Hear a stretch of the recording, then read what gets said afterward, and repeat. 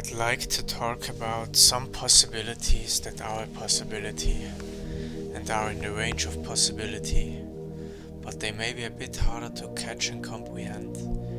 There are some interpretations that don't necessarily have to be true, but they could be a reality. We see what we should see. It's rarer that we see, hear and know what we shouldn't. Let's not exclude something that afterwards could be in the range of possibilities. Let's also ask what we don't hear that often. I asked some questions, like what work and aims are being set with information, politics, developments and events, considered with different interpretations, considerations, perspectives and ideas. Aims that may be more inconspicuous, elusive and evasive to us, but could very well be in the range of possibility. I asked myself which intentions and purposes might there be, which aren't as evident and as easily seeable for us, and which intentions and goals these could be. When I asked myself these questions, I acquired some ideas, some alternative insight. I got to some conclusions that may sound hilarious to some, but still, in my opinion, could very well be intentions that one might have. One conclusion I came up with is that there might be a whole different set of intentions and goals than what's obvious to us and what the obvious intentions would be. That there may be more intentions to what it looks like and what it's meant to look like to us. Namely, that there may be some hidden agendas, and now it comes, which after this beginning might not be expected, that don't necessarily have to be intentionally bad, but might be meant to help and guide us, like it usually is being thought of today, but in some other way, and by other means, than what we usually think in the beginning. I'll elaborate a bit in the next few minutes. If you ask me, politicians nowadays just want to invoke and provoke some consciousness.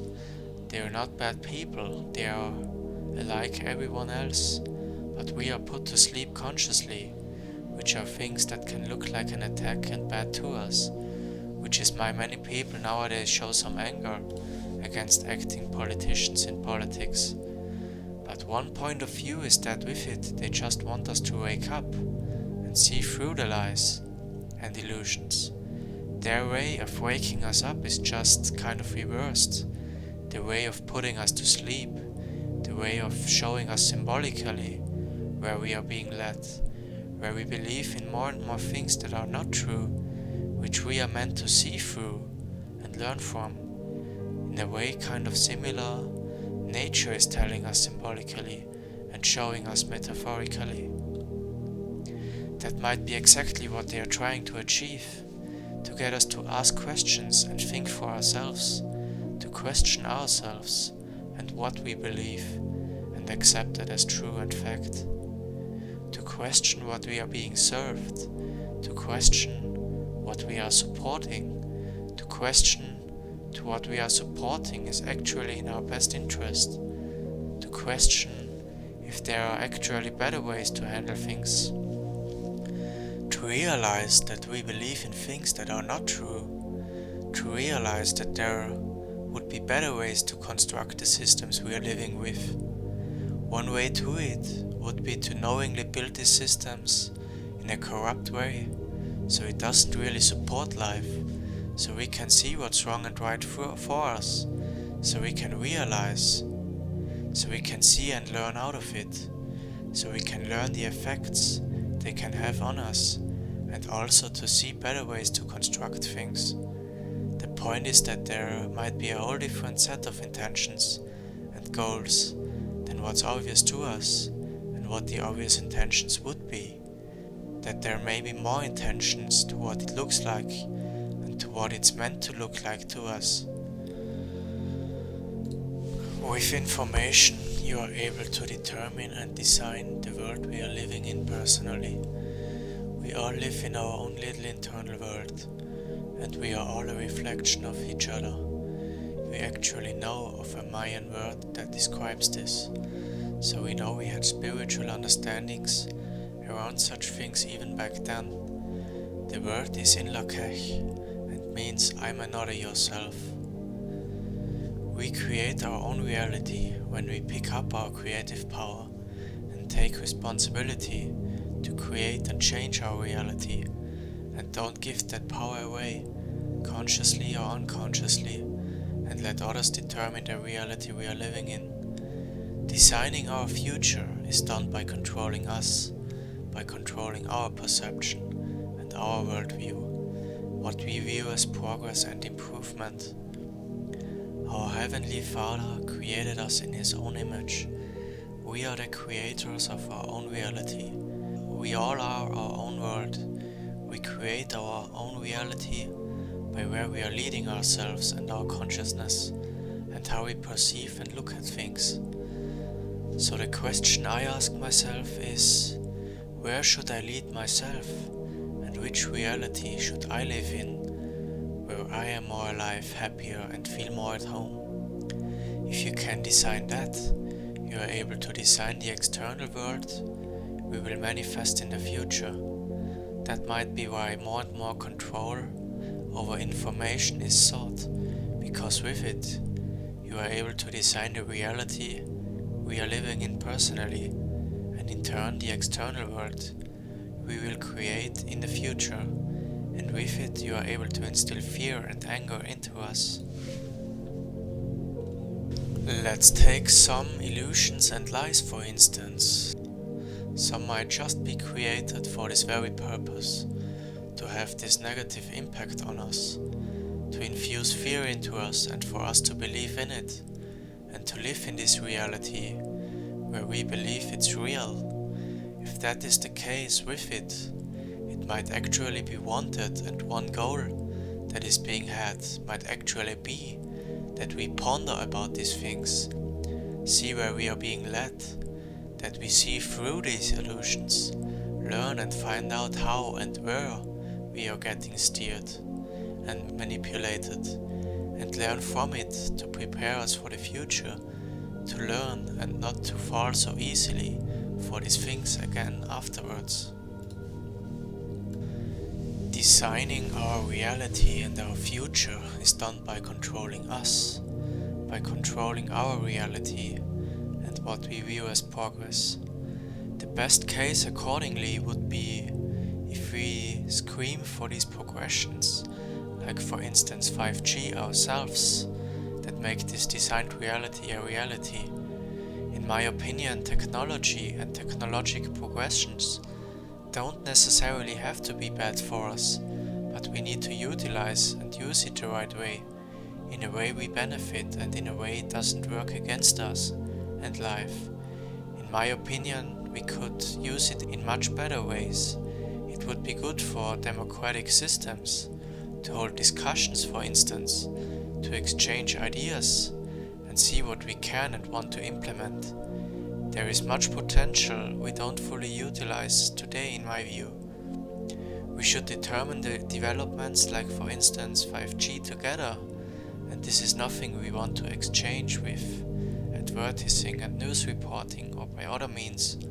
We want to ask these questions and have an influence on where we are heading together, and see what we want to implement and where we want to head together. Being able to have an influence is nothing we want to take away from us. Today, democracy is kind of minimalized and often defined as such. It is often exchanged with reporting and advertising. So our opinion gets directed and controlled to the wanted direction. But in my view, a democracy really goes beyond that. It normally goes beyond an X we make every few years. We can't really implement a real democracy today, because it's common knowledge that we already have it, so we can't implement it.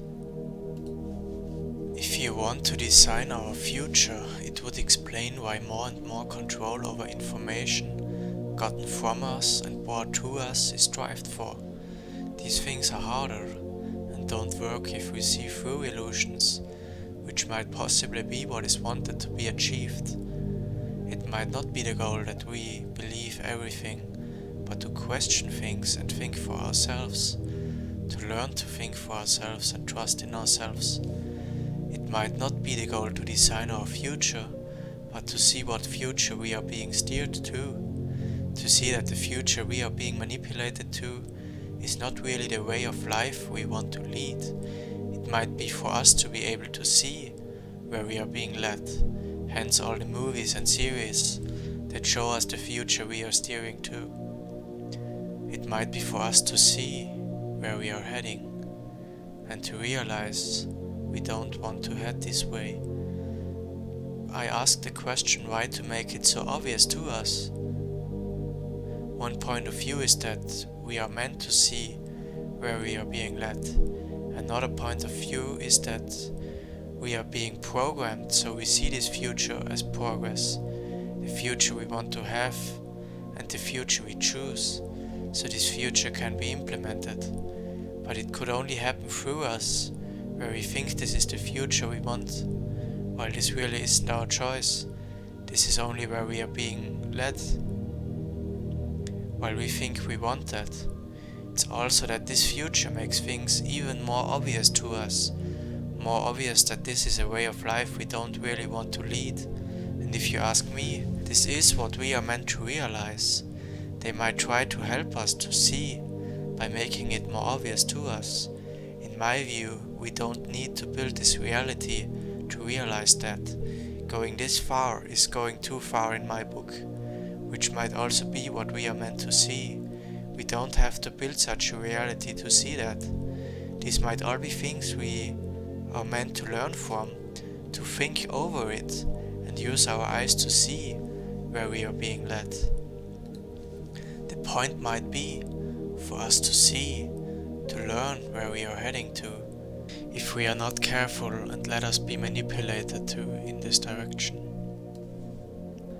In my book, we don't really want to live in such a technocratic, Orwellian smart city, but we might want to learn from it, to see that this isn't really a lifestyle we want to live in and want to lead. If we really want to build such a city, we need to discuss and think about this together. It should be our democratic decision and it shouldn't be exchanged with manipulating us into this direction. In my view, we can have such a smart city. We are able to build it, to see the effects such a lifestyle can have on us, but it's best not a single tree would need to get chopped down for it. The right place for such a city might be in the Saharan desert, because there we wouldn't need to chop down a single tree for it. Such a city may be able to help us to see that this is not a way of life we want to live in permanently. So such a city could help us to see that. In my book, such a city would be best built in the desert and stay deserted most of the time, symbolically that we chose another way of life. If it's going my way, we could sometimes hold a party in it, but I think most of the time such a city should stay deserted, because it's not really a way of life that stands for life. We can use it to put our mask on and have some fun in it, sometimes, but I think we are not meant to live in such a way permanently. We can use it to symbolically put our mask on, but it should be our decision to put on the mask and also to put it down. It should remain our decision to try this lifestyle, but it shouldn't be a permanent way of living. We could use such a smart city to put our mask on, but we should also help us to put this mask down, especially when we are not able to put it down for ourselves. It's possible we need us to help us to see again, when we for ourselves are not able to. In my view, we can have many different cultures, languages and lifestyles coexisting side by side. We want to have more of it and more individualism, because with more individualism we have more to delight ourselves with. But what is very important is that one way of life doesn't interfere with other ways of life and makes other ways of life impossible. In my view, we can have all of it coexisting side on side together, living in peace together. In my opinion, it's only in our interest to have individualism. We want to have different cultures, living peacefully and harmoniously, coexisting side by side. But it's not necessary to destroy one way of life so another is able to be. Theoretically, we could build such a city, even if it's not really a lifestyle we want to live in. It can help us to see that. We need to be able to see beyond and realize that we really want to live a lifestyle and are most happy when we live a lifestyle in harmony with Mother Nature. We have much space to build what we want to build. Everyone can feel well. It's not necessary that some people suffer so other people can feel well. Everyone can feel well and at home. It's not necessary some people need to be hungry so other people are fed up. Everyone can feel and be fed up. Today, it often happens that those who question things get questioned and pushed away. It's often better if you don't question what is being reported, but to believe. It's easier to connect to the great mass if one has already formed over one topic. In return, it's harder to move away from it, because one knows beforehand that with that comes less approval and agreement.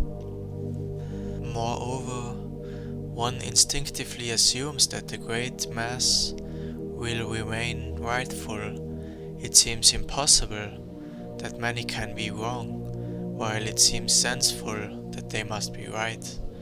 Frequently our opinion forming arises by these means, by information we receive and opinions others have. Often we don't think for ourselves, but we let others find out what we should think. One thing to why that is because we don't want to be the outsider and be excluded. So we are often scared to say what we really think. We are scared to think for ourselves and have different opinions to what the norm presently is. Because one knows beforehand that you'll lose approval with it. We don't have to be scared to think differently than what the norm is. We need to show some courage and build our inner armor to not drag us down so much with these things. Even these things can be things we can learn out of, so we are able to see how these conditions are continued and built, and we can see to it that better conditions are set up for us in the future. If we think in the long run, we might not fall so easily for such tactics again, so there might be good reasons why one would pursue such goals. So if that's the case, the goal might be for us to learn and prepare us for the future, so we will not live in a world of lies and illusions, but get closer to the truth and ourselves and see how we are getting steered. If one would pursue such goals, one might build a kind of fantasy land where we believe in more and more things that are not true, so afterwards we will see how far things can go, so we are able to learn out of it, and so we will not let things go so far again in the future. If that is the case and the goal is for us to learn and to help us, we don't really want to be angry on these acting representatives. We want to raise some understanding and forgiveness, which is what every single one of us carry in ourselves. You may only be able to fool others like this when you know you are forgiven, and you may only be able to do what you do when you have good reasons for it.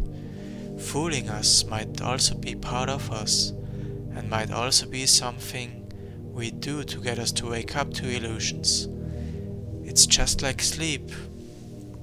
You have to sleep to wake up, so possibly this is also symbolical, for you have to believe in lies, to realize and see through the lies.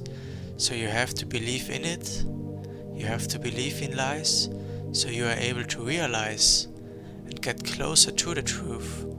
You have to believe in lies to realize that you believe in lies and to realize the truth. You just have to put yourself in the position by which on 1st April you try to get your opponent to believe in something. At the same time you hope that your opponent sees through your lie, realizes what you have been trying to do and achieve. Afterwards, both sides laugh together. In my opinion, this is possibly what happens and what is wanted to be achieved. To learn out of this past and see how we are being controlled, so we won't fall so easily for these lies in the future. With getting us to believe in illusions, it might be wanted for us to wake up to these illusions. There is just some reversed way being adopted to approach and convey it to us, which might look bad to us. It might look bad to us when we are sold lies, but maybe there are just different and alternative ways being adopted to reach our goal of knowing and seeing.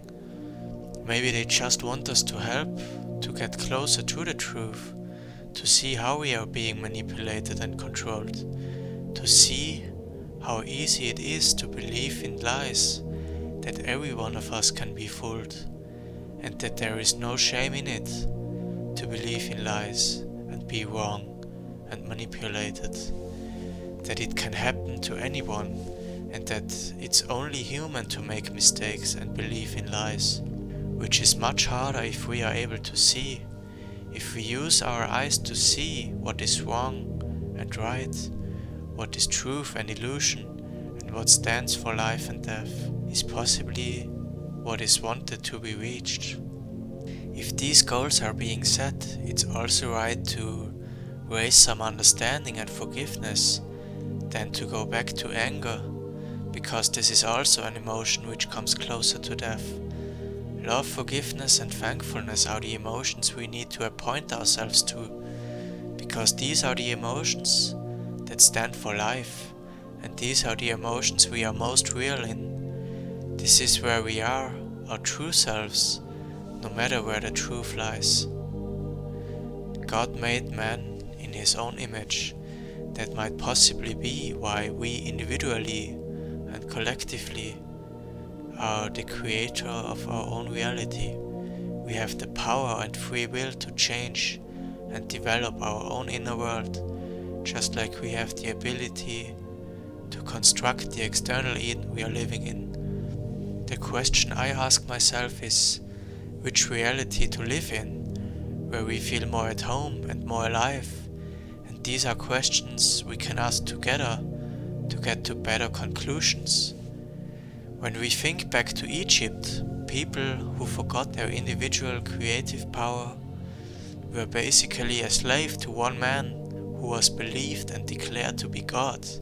And he possibly was one man who knew himself, who had spiritual understandings and knowingness that was taken away from others. He may have been one man who knew he and everyone else would be forgiven for what is being done and what is happening, which is why he was able to do what he was doing. I think he must have known that he is no God, that he is a man like everyone else. So through the belief in this one sun God, people were living in a reality where this one man had much more power than the people themselves, even though he was just like them. And through this belief, Pharaoh actually had this power over the people. This is a great example to what power, belief and knowingness can have over us. It is not what happens today, but we can definitely see some similarities, especially when we think in terms of beliefs. Seen from one perspective, the same thing is happening today, and the same thing was happening back in Nazi Germany, when propaganda was ruling in the minds of men. In my book, the reason for propaganda is to see through it and learn out of it. One might think the same thing happened after the Second World War, but instead of learning out of it, it's more common that this past isn't viewed with much pleasure.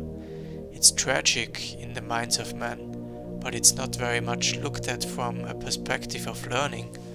What we want to do more often is forgetting, which makes a lot of sense, but we don't really learn when we forget.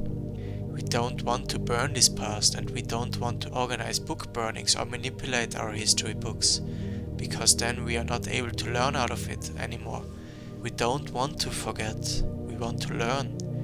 We can see many similarities today, but propaganda developed from them, sometimes it is not as obvious and sometimes it is very obvious. So obvious that sometimes I ask myself the question if it's really wanted that we see and learn from it. I will give one example in a minute, which affirms my ulterior motive that the intention really is to help and guide us, to help us to learn, to help us to see. When I look at some movies and series nowadays, for example, we can see similar guidance. We are shown many things with them.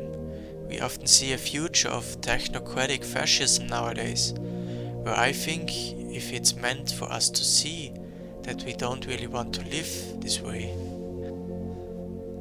It's possible some things are being laid out, aimed and designed for us to stimulate and encourage ourselves to think and question these topics, rather than just believing in them. To put them into question, to question ourselves, to analyze and challenge these topics, and to see and learn when we believe in something that has nothing to do with reality. Maybe the goal with some information is for us to inspire questioning and considering these things, and to try to get to the bottom of something. Possibly this is actually what is wanted to be achieved. For us to question these things. Is the goal just to instill fear and stress in us, and to believe in these illusions? Or is the goal for us to realize what the goal is, and what is wanted to be achieved? Possibly one goal is for us to realize these lies, to move us, and to get us to wake up to these lies. Maybe this intent is pursued with it, for us to see through these illusions and lies, and to wake up to them. Maybe the intentional intention is not for us to believe in them, but to see through them. So we are being taught illusions, which we are meant to get aware and conscious of, which we are meant to recognize, perceive and discern. So we are being guided to this one side of us, believing in more and more illusions, from which some sort of conscious awakening, or consciousness evolution or revolution might take place, and might come out of it, when we realize that we believed in something that is not true. The reason for educating us into believing in illusions might be to realize when we believe in lies, and to see when we do, so we will get the kind of brainstorm out of it, and can see through the illusions that we believe to be true. Is the goal to get us to believe in illusions, or is the goal that we realize how easy it can be to believe in them and to fall for them, and afterwards, and seen in the long run, not to be so easily persuaded towards believing in them, to see how easy it can be to believe in something that doesn't necessarily have something to do with reality? What would be the goal of deliberately deceiving us to believe illusions? Is the goal that we believe in illusions, or is the goal that we see through them and recognize them? What is the goal of misinformation? To keep us informed, or to realize and notice when we are dealing with misinformation?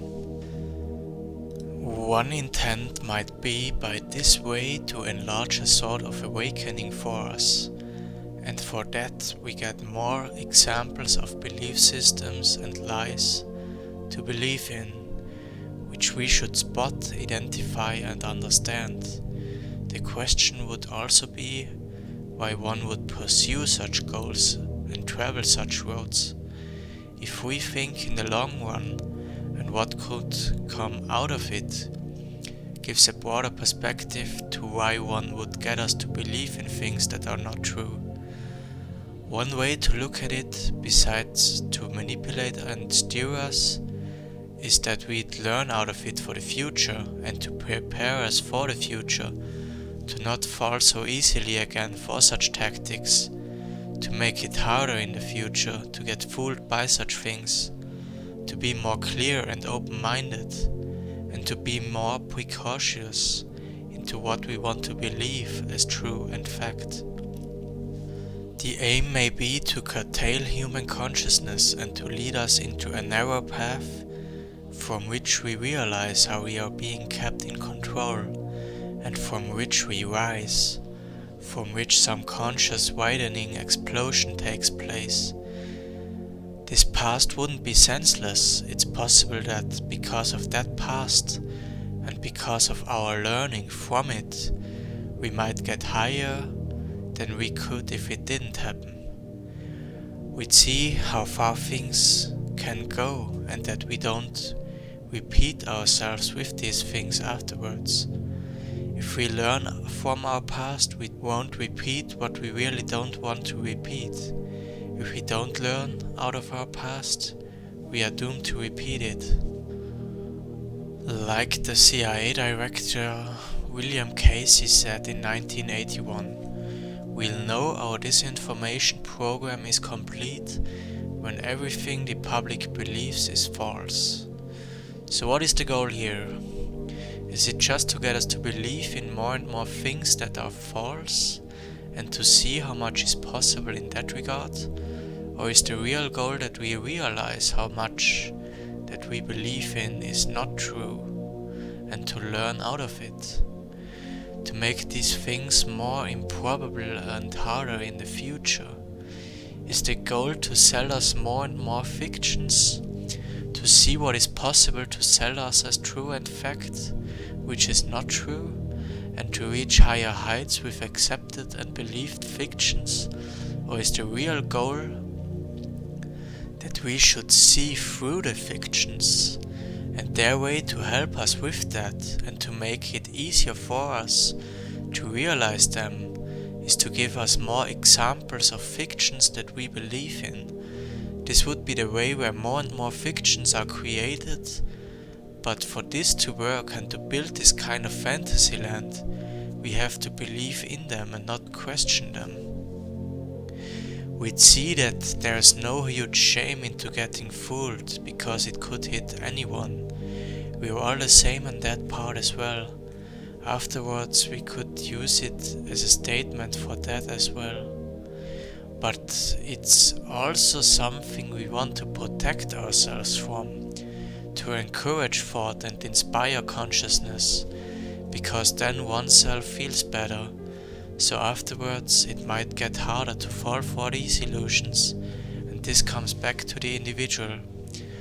So which goals are really being set here? Oneself knows when lies are being sold. At the same time of the selling, it might be hoped that we realize when we are being sold lies. Selling us lies might be funny work that is being had, with which much laughter is being had, because oneself knows when lies are being sold. The point might be to notice that we believe in something untrue and to get closer to the truth. To realize lies beforehand, we have to believe in it. We even have one day in a year on which we try to get relatives and acquaintances to believe in something untrue. You just have to put yourself in the position by which on 1st April you try to get your friend to believe in something. What can we get our opponent to believe in and follow, and will they see through it? At the same time you are hoping that your friend realizes what you have been trying. Afterwards both sides laugh together. Fooling us might be something we'd all do to get us to wake up to illusions. To feel more at ease with yourself and to feel home in your own world and within our own body might come close and equals a sort of development, learning and awakening process within ourselves, which possibly might never end. This inner work, inner development might never end. One thing we'd possibly realize is that we all might have this inner joker in us that tries to fool ourselves and others. To get a sense of that, one way might be to know yourself and get to know yourself and what we'd do.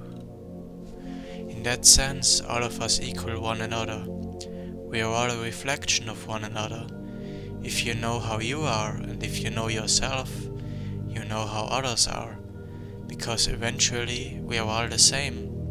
We've all got the same feelings, we come from the same place, and we've got the same kind of consciousness. We are alike and different to each other at the same time.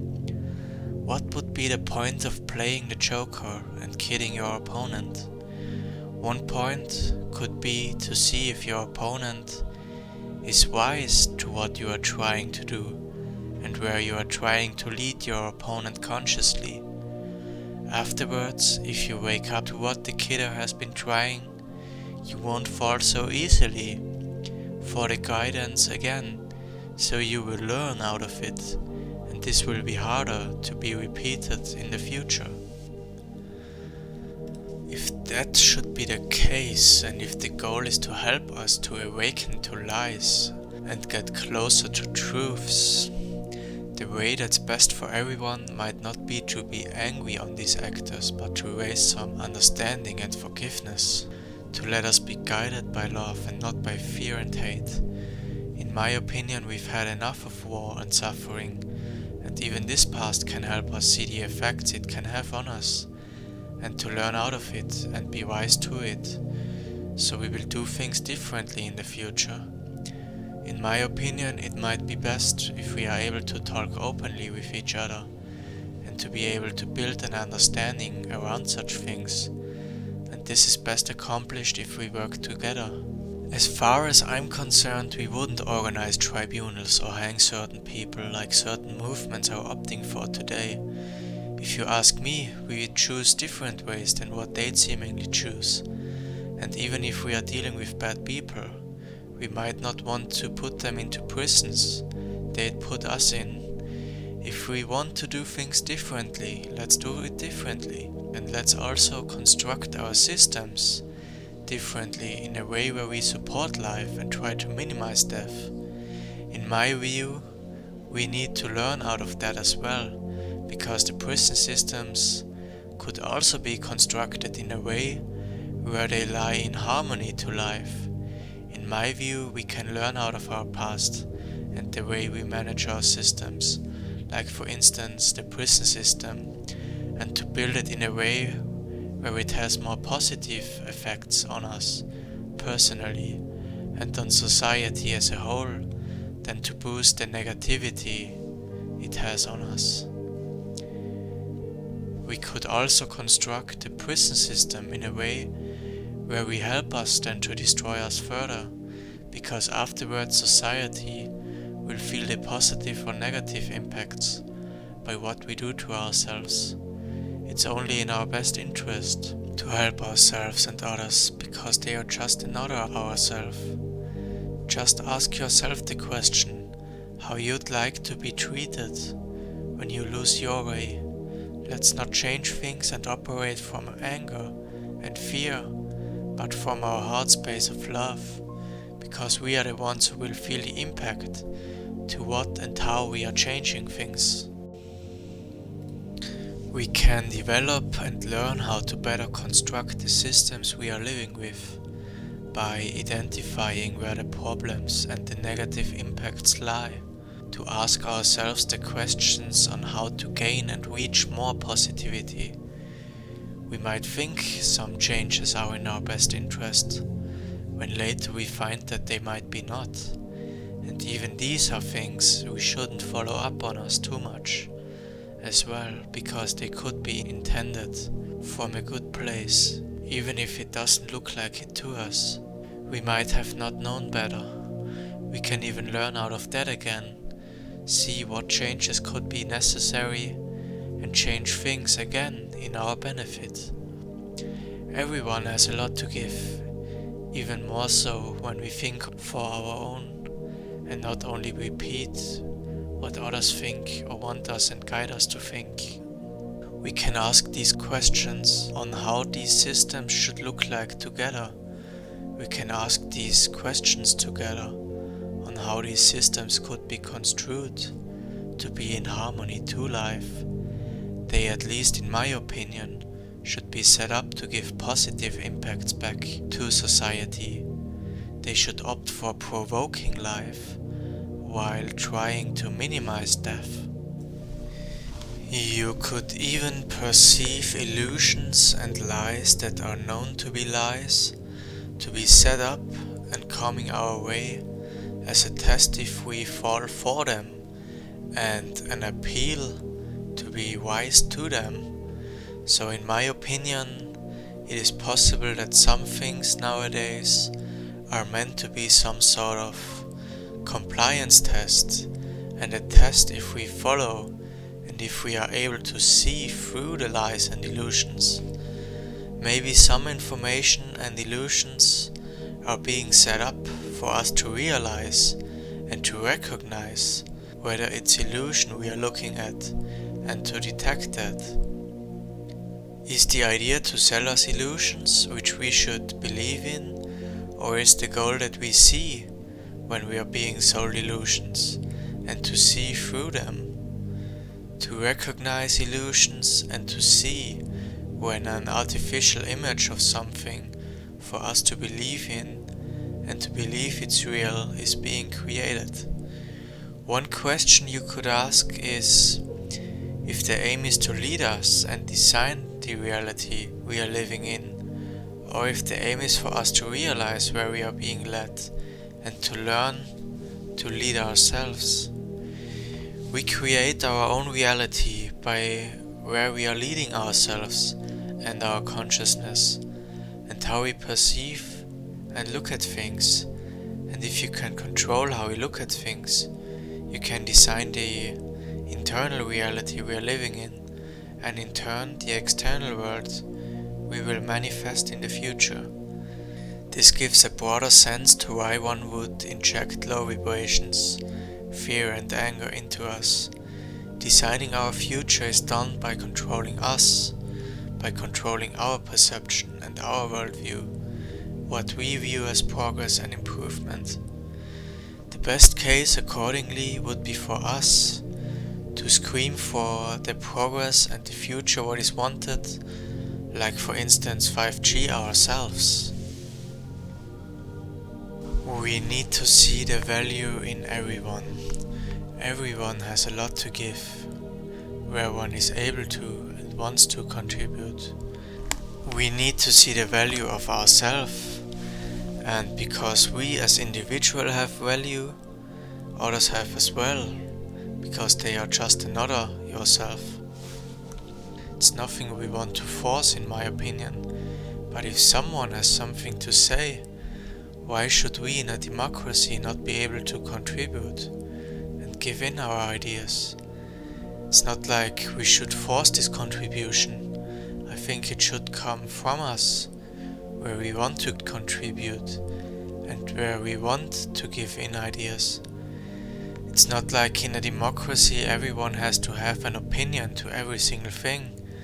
To me it's more like we should be able to contribute and give in ideas that might support and help us.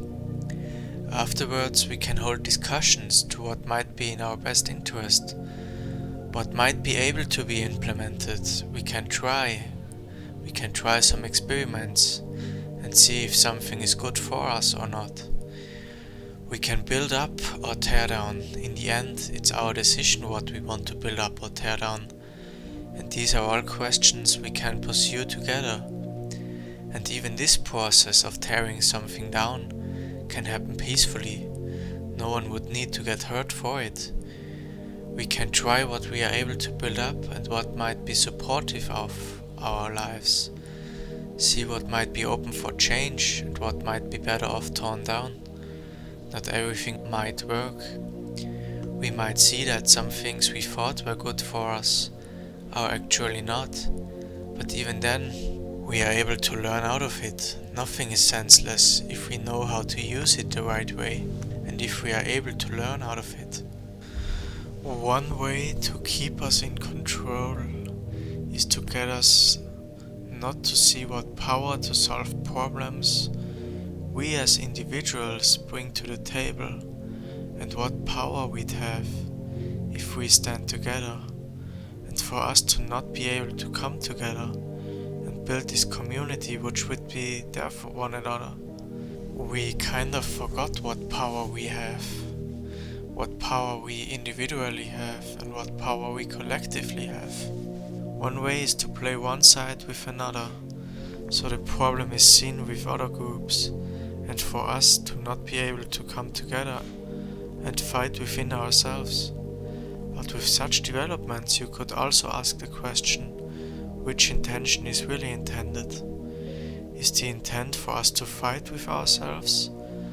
Or should we realize how we are being kept in control, being kept divided and played against one another? And even if this is not the case and this is not wanted, we can use it and see it from this perspective to learn to get not divided.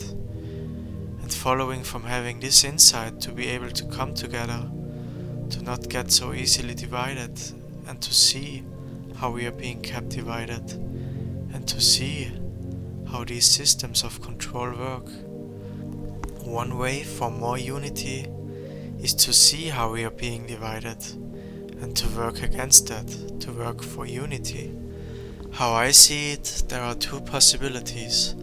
Either we see such designed division to keep us divided and controlled, to steer and manipulate us, or we see it to realize that we are being divided and to find out and learn how we are being kept divided.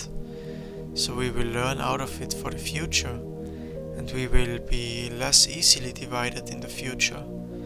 And how I see it, even if that is not the case, and it's not wanted that we learn from it, we can look at it and use it from this perspective, like with other similar things that work against us, like developments, events and information. We can look at it and use it from the perspective where we learn from it. So we will have more unity in the future and see how we are being kept divided. Or where, for example, we use propaganda to see where it leads us, to see where we are getting led and what it's aiming for. Keeping us divided is definitely partly how we are being kept in control and how we do not see the power we'd bring to the table if we stand together. We'd bring the potential to the table to change literally any problem we want, that we are able to see. So the goal in the meantime might be to curtail that human potential and to play ourselves against each other, to get us to believe in more fictions that are not true, and for us to not see where the problems lie, to build our sleep from which the awakening gets bigger, to put us more to sleep so the awakening widens, to get us to believe in more and more fictions that we are able to recognize and see through. And to be able to see through lies, we might get more and more examples which we are meant to learn out from. So one way to describe it is that our awakening gets bigger the more we slept before, and the more lies we believed before. This might be just another way nature is showing us symbolically what is going on. So, in the way that we have more to think over and to recognize as fictions and lies. The question is how to accomplish that. One way to curtail the potential of an individual is to get someone caught up in belief systems, fictions and illusions that are not true, because then one is moving inside of predetermined parameters which doesn't stand against and allow that belief, while excluding everything that goes against that. We are excluding many things that are in the range of possibility. Division may be accomplished with the creation of an artificial image for us to believe in. Staged pre-planned events, presentations, developments, or just information with the goal to play one side against another. But the question also is what is really wanted to be accomplished. Is it to curtail our potential or to raise it coming out of this diminution? To not be falsely understood, I don't think that a reality of illusions, war and despair is the kind of reality we want to live in and be born into continuously. We want a bright reality of love, peace, happiness, forgiveness and high vibrations. A reality of war, despair and sadness can help us realize that we don't want or need to live in such a reality, and to be able to see which changes we need to get out of such a reality and not be stuck in repetition in it. I guess we could look at past unpleasantness and see it as a statement to get out of it, and that we don't want or need it. To believe and learn more and more illusions, to be able to see through them, is not what I am saying. I'm saying that we should learn to forgive and learn out of our past, so we can build an understanding around such things, and so we don't repeat ourselves with things we don't want to repeat ourselves with, and don't continue to build up this fantasy land, and instead be able to change things in a positive sense for our future. And how I see it, this is only possible if we learn out of our past and work together. Same with information that creates some sort of disease in us. We don't want more and more of it, but we want to know what effects it can have on us and on our world, so we can learn from it and we can shape our future in a way that is good for us and in a way everyone benefits. And even that is a learning process. But if we learn out of it, even if we thought something was good for us, and we realize that it is actually not, coming out of this we gain knowledge, we are able to reshape it again so it can be in our benefit. I'll give an example in a minute where it is very obvious that there is much more said than what would need to be seen. You don't have to see it necessarily, but if you open your eyes and ears, you are able to see much more than what's obvious in the first moment, that there is much more said than what you'd need to hear. Meanwhile, I ask myself if some movies and series are representing some kind of lesson or documentary for us. If you look at the entertainment nowadays from another perspective, things that are said and shown to us can make a whole new sense to you. There can be said much more than what's obvious to us, even if you don't necessarily have to see it. You need some kind of foreknowledge, otherwise you only look at this entertainment from a perspective of entertainment rather than of schooling. If you look at it from the perspective of entertainment, you miss the point of schooling, and everything you are meant to learn from gets ridiculed and made fun of. So there surely is more to see than what's obvious to us in the beginning. This correlates to the fact that they might want to help us, that maybe we are meant to learn from it, and that these are just other means we get the help to see and learn. One example would be the Hunger Games. There we were shown how we were being kept in control by being kept divided. In the Hunger Games, people were grouped into different districts and being played against one another to keep the peace. Often we are shown things in a symbolical and metaphorical way, in which you can interpret many things, things you can dwell and think over a long time. They may be meant for us to think over. Sometimes maybe something completely different is tried to be conveyed to us than what's obvious to us in the first moment. If you dwell over some of these things, some things can make a whole different sense to you afterwards. To not be falsely understood with it, I don't want to say that synchronizing our cultures and lifestyles and all of our borders is what we are meant to do, or what is tried to be said here. I think one thing that is tried to be conveyed here is that we should unite and come together in spite of our differences. We should come together even for our differences. We should learn to love our differences, be happy for them, and accept and love other people and countries. We should be happy for them because of them. We have more to delight ourselves with. I think borders are only real on our maps. When we look at our Earth, there are no real borders, except sometimes with walls like with the Chinese wall, for instance. I think this is also nature's way of telling to us that we are all living on the same Eden and are meant to come together.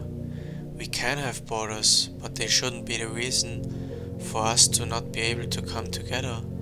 It's also that our borders are only real on our maps, so these borders are in a way an illusion as well. We can have them, we might need them, we can see us as different countries, but in my view we are not meant to let down other countries and people for it when they need us. I think we need to be there for one another and ourselves, especially in trying and hard times. We only help ourselves when we help others, when we send support to ourselves when it's necessary and to where it's necessary, when we send support to where it's needed, and this support can vary. We also need to ask the question what support is needed. This can be spiritual support, medical support, knowledge support, for growing food and so on. We can only hold peace together, just like we could only hold war together. We should be there for one another because tragedies and natural disasters can happen everywhere, and if they happen we only profit if we help ourselves and are there for one another. Because when it happens to us, we would also be glad if others are there for us. We only profit when we see us as a human family. I think nature, having no borders, and nature continuously going forward, is nature's way of telling us that we are not meant to see us as divided people, but that we are meant to see us as jointly people who are meant to come together, despite of our differences. I really think we want to keep, and it's only in our best interest, that we keep our individualistic lifestyles and individualistic cultures, but we should be able to see beyond that and not let our individualistic countries be the reason we can't come together. They should be the reason we can come together. Our individualistic being should be a reason our unity is strengthened. We should see it as a reason to strengthen our relationship, and our individualistic culture shouldn't be the reason we can't come together. We should be happy for our individualism and accept ourselves. We should delight ourselves over our individualism. In my opinion, we don't want to synchronize our different cultures, because then we'd have less to delight ourselves with. One way community and unity is defined nowadays is to synchronize different cultures and ways of life, and basically that we think the same and see things from the same perspective. This might be the perspective that sometimes is taken because it is thought that we are closer to each other and are less easily divided when we are the same. In my book, this is a misbelief. Being different is no reason for us not to be able to come together. We can turn this negative to a positive. We can see our differences as a reason to come together, to be happy and respect them. In my opinion, being the same is not how we should define community and unity. One doesn't have to exclude the other, because if we have more individualism and variability, we have more we can delight ourselves with, and in my opinion differences doesn't need to keep us from coming together. From another perspective, it can actually help us to appreciate and esteem that which is different to us. I think we can have different languages, cultures, ways of living, coexisting side by side, while we still build our community and unity. Differences don't have to exclude that. They can also strengthen our unity. The way to war might always be by getting us to support the war, to get us to the point where we think war is necessary, to keep the peace and keep us safe. This is best achieved if you are able to control the collective consciousness, and the way to that is getting more and more control over information we receive and is gotten from us. Question is, who has the control over the systems we are living with?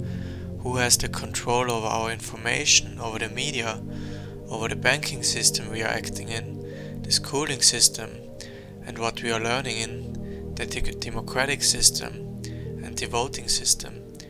In my view, it should be made for the people and by the people. We should be able to give in our input, and society should be able to change and alter things. We are the ones who are in control. We are in control together, and we should ask these questions together on how these systems should look like and be constructed. And if we choose to change or alter things, it should be allowed for us to do so. Over time we might find better ways to construct things, and if we do, we should be able to construct and rechange things in a way we benefit.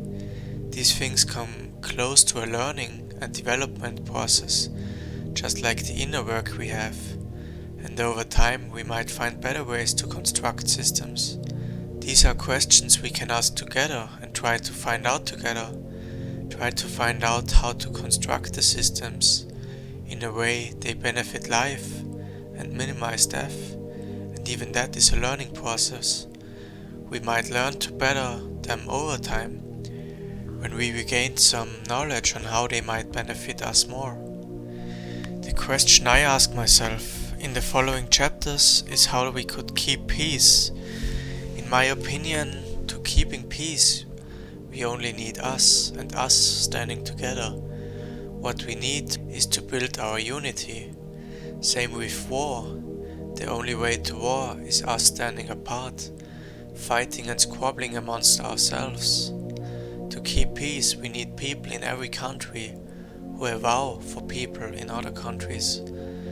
Let's assume that two countries are starting to fight with each other, or let's say that at least some people in both countries are starting to fight and squabbling with each other again. Not everyone in those countries might be part of it, and these are the people that are necessary in this situation. We are still in the phase where talks are being had.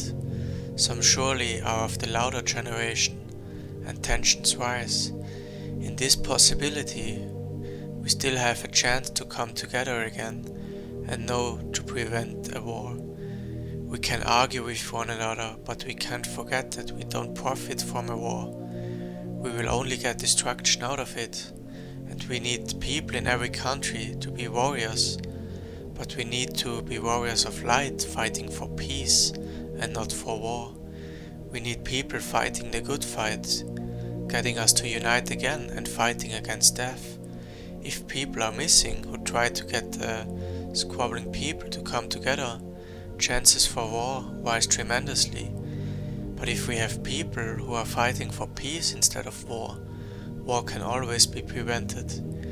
In the case where it's too late and tensions are too high and war is started, we still have a chance for peace. If we stand together, we will always be in the majority. If some folk think they can start war again and attack some village, we can show how good our unity can be. When some people think they can attack other people, we can show our unity and that we are there for one another and that we are supportive of one another. When some people or group of people think they can start a war anywhere again, we best send support and assistance from everywhere, symbolically for our unity. If we send support to where it's needed, and know which support is needed, we are able to solve every problem that comes our way.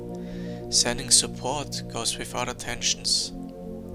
The same goes with natural disasters, for instance. Same goes with other tensions like hunger. If we send the necessary support in terms of knowledge, I think we wouldn't know where to put all the food.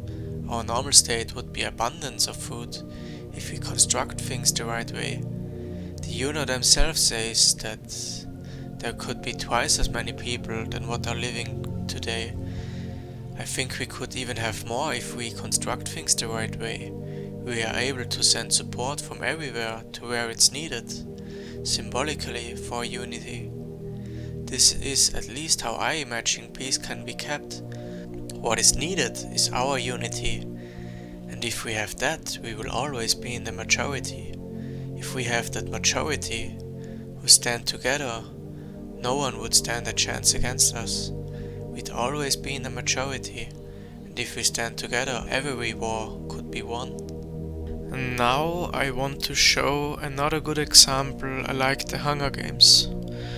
We are watching a handy recorded video from the latest season. Would it be alright if I take this? I could use it to light a fire. That's all it's good for. Thank you for your kindness. There was four curtain sergeants. She asks if it's alright if she takes this sheet of newspaper because she wants to light a fire with it. Does she just want to light a fire, or does she mean something metaphorically and symbolically? To explain a little, she sees the sheet of newspaper as propaganda because in it stands that you are most fertile at the age of 11. She is a time-traveling doctor and knows, of course, that this is not true. However, she gets the answer, this is all it's good for.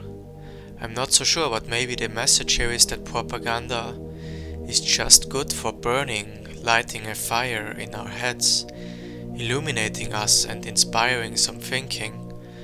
Maybe with lighting a fire, something metaphorically and symbolically is meant, and not just a fire, like lighting a fire of consciousness and lighting a fire of questioning through propaganda. Maybe the message here is that we can use propaganda to light a fire and that it's all that's good for. To learn out of it, to light the fire for us, to see the effects propaganda can have on us, to learn to establish better things for us, to light our inner fire.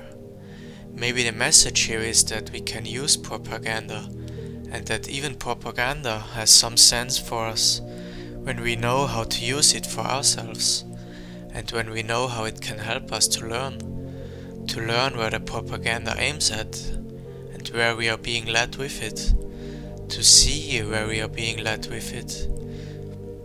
Seen from this perspective, we can use propaganda to learn from it. Seen in the long run, I think it may be harder for propaganda to steer us, because it won't work if we are able to see the propaganda and where we are steered with it. It may be easier for us to see and look through certain things when we are able to learn from it, and it will be harder to repeat things we don't really want to repeat. It's harder to steer us into directions we don't want to be steered. So maybe it has good reasons why we'd construct a world of propaganda and manipulation for us, as to speak, to learn out of it, so it will be harder to steer us in the future. So if one would pursue such goals, there may be good reasons why one would pursue these goals, to prepare and learn for the future, to help and guide us so we won't fall so easily for these tactics in the future. Many things could be prevented in the future when we when they happened in the past, maybe they needed to happen, so they won't be repeated in the future. Maybe they needed to happen so we see how far things can go, and we see how we are being manipulated. This past may be able to help us so that many of these things won't be possible in the future. So we are able to prevent them in the future.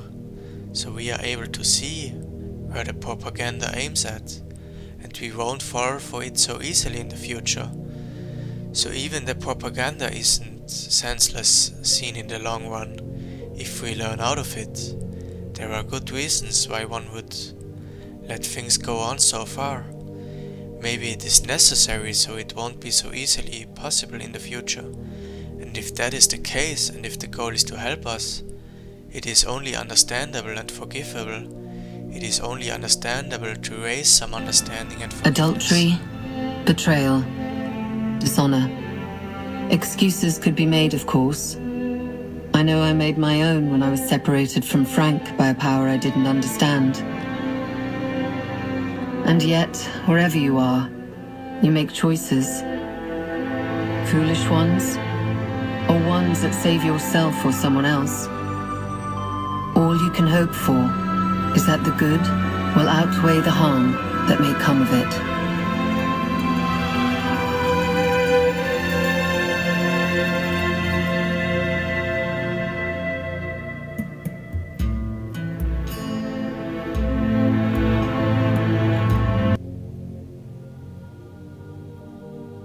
In the second video, Claire says that the best we can hope for is that the good outweighs the harm that may come of our decisions, which correlates the first video and which correlates this thinking process. The best we can hope for is that something good may come out of the manipulation, as to speak that the best we can hope for is that we can see where the propaganda is leading us, and that our learning from it outweighs the harm that came from it. And I think as well that when we learn from our past, even if it is a painful past, this past isn't senseless. Suffering isn't senseless, because birth is connected to pain. I don't fully know what to think, but what do you think what is being said here? Is it just about a piece of paper, and she only wants to light a warm fire with it? Or is there more behind it? And if there is more behind it, and if it is meant symbolically and metaphorically, what exactly is being said here, and why is it being said? Is the goal here to help us to realize some things and see? Are we just dealing with entertainment here? Or is it right that we are meant to learn from this entertainment, and we are dealing with some kind of training exercises here? Or am I just interpreting too much in it, things which doesn't really exist, and she only wants to light the fire? I don't think so.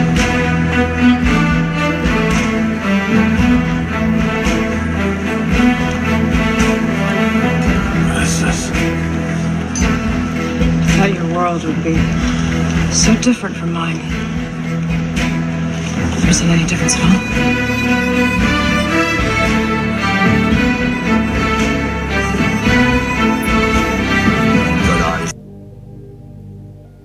Yes, there isn't any difference at all, that no matter the time and place, we've always worn masks. What does the mask stand for? In my view, it is the mask we put on ourselves that hides our true selves. Our true selves that uses our eyes and senses to see and feel.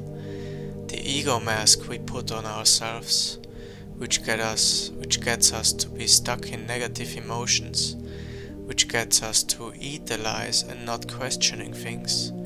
The symbolical ego mask that hides who we really are, that hides our intuition, that hides our seeing of the truth and lies. When we think back, we've always worn masks on parties, so there isn't any difference at all to now. We do it today as well. And I think the mask of today has many more meanings than what we think as well. It's not just a mask that protects us from the coronavirus, which is very interesting as well, because we are dealing with a crown virus, We are all hiding our crown with it. We are hiding who we really are. You just have to look at your hair, which is nature's symbolical way of telling us that we are all wearing a crown. It's the crown of living and seeing and being. In my opinion, it is our decision to create our reality, and it is our responsibility to take control over the reality we are living in. We don't really want a reality where we completely hand it over, knowingly or not. We want a reality where we build understandings around all of these things, understandings that help us to live in a peaceful and happy reality. We can help others at our discretion and find out together how to feel better and more at home in that reality. But in my opinion, it is nothing that we should impose on others, possibly even under threats. We will always live in our own world and in our own body. That might be symbolically why we should have the decision where we are leading ourselves. It might be symbolically for we are our own world and our own creator. It is in our own interest that we learn to help ourselves and build an external world where certain freedoms aren't taken away from us, but I don't think we should force our fellow man to develop in a certain way. In my opinion, it is more about offering help and helping us with our personal well-being, finding out how to achieve this state and not about forcing to develop. We can help ourselves to the best of our knowledge, which might not always be in our best interest, which might be recognized later, and adjustments are being able to be made. It's something else when we knowingly deceive people in a certain way. In that case, it is helpful that we see clearly and see through deception, so we can disarm it with reason and sense. In that case, you could also ask the question, if the opponent is playing the comedian and is hoping that we see through the deception. How to build the world we are living in are questions we can ask together because they concern all of us, to which we might get better answers as our personal progress and time progresses. In my opinion, changes can always be made. I think even through them we can find out what benefits us and what doesn't, so we can take adjustments again. Many mistakes can be made with many things, but I think it's necessary that we keep our best interest in our hearts and raise some forgiveness when mistakes are made. Not everything might be intended in bad intention, even when it does look like it. We can learn out of everything when we are able to learn out of our mistakes. Even them weren't senseless. We are able to see which effects it can have on us and which changes could help us. And something good may be able to come out of it, even out of our mistakes. And even if we think they can't help. Today it often happens that we don't create and find out for ourselves how to look at things and in which reality to live in which reality we feel better, but to see where the norms lie. Often because that is where you receive more approval and less contempt. But these norms often create a sense of disease in us, even if we are not fully conscious of that. So the question I ask myself is, where should I lead myself and which reality should I live in, where I am more alive, happier and feel more at home? For me personally, it is not a reality where I believe that I come from apes and that the world sprung out of a cosmic accident, because it subconsciously gives me a sense of meaninglessness, which is a reality that makes me feel less at home and less alive. And I think we have much proof that this Eden sprung out of creation. You just have to look at all the circles in nature and in ourselves. We wouldn't see them if we weren't created. I think the only proof we really need is that we are here and we see life mirrored in everything. That, at least to me, is enough proof, and the only proof I need. It's a wonder we are even here and have this possibility of life. From our personal development, we are able to better understand and know how and in what way to build the external world we are living in a way that benefits us. Together we determine the world we are living in. We might find better ways over time, and if that is a world where we have a focus on personal development and spiritual progress, our external world will only benefit as well. If the way to design our future is through us, it would explain why the aim would be to strive for more control over information we can look at and information that is obtained from us. But with it, you can also ask the question if the goal is for us to realize where we are being led and not just being led in this designed future. We are meant to see through lies and life. You could create a reality for yourself where you perceive everything coming your way is coming your way to help and guide you and to feel better and to learn to feel more at home. Even negative things coming your way, like things that presently, for instance, annoy you. You can look at it from the perspective of love, where it is coming your way so you can wake up and develop yourself in a way where that what once annoyed you won't annoy you anymore. So when you are able to use even that for your personal development, you are able to use it to make you stronger and be more steadfast and be in a state of happiness more often. Because you learned not to be annoyed by that which once annoyed you. Like the saying says, what doesn't kill you makes you stronger. I at least come closer to living in heaven when I look at things this way. This gives even negative things much more meaning and sensefulness, at least to me. We have the potential to build Eden up again, even more so when we are able to learn and see the negative impacts the structures we are living with can have on us, so we are able to build them in a way we benefit, and they can have more positive impacts on us, and even that is a learning process. We might find better ways to construct them, even when we thought things are right for us, and we shouldn't follow up these mistakes too much on us. We can dismantle or build up what we want according to the best of our knowledge. We can build them in a way we get positive impacts out of it, and we try to minimize the pain they can have on us. We are able to build our inner garden and build understandings around the things that make us feel more at home and alive. From our personal inner development, we are able to feel happier, and we may also regain some more sense to how to construct the structures and the external world we are living in. We only profit when we help ourselves. We only profit when we are able to see how and where we are getting manipulated. We only profit when we are able to see through propaganda, lies and illusions, and see where we are being led, which is also a possibility, what is being tried to achieve. We only profit when we are able to think for ourselves and don't let others do our thinking. We only profit when we know ourselves and when we know our power.